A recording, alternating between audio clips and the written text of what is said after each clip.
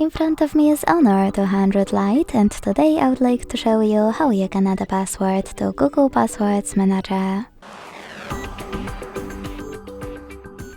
Begin by opening Settings and scrolling all the way down to access Google. Then All Services, Autofill, Autofill with Google, and Google Password Manager. Finally hit Add Password and enter all of those informations. At the top, pick any website or select an app.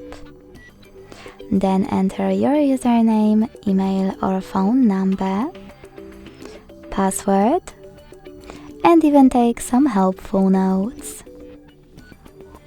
When you finish, hit Save at the top right corner.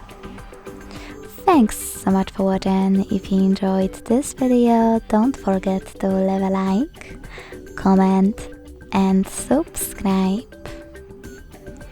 Bye!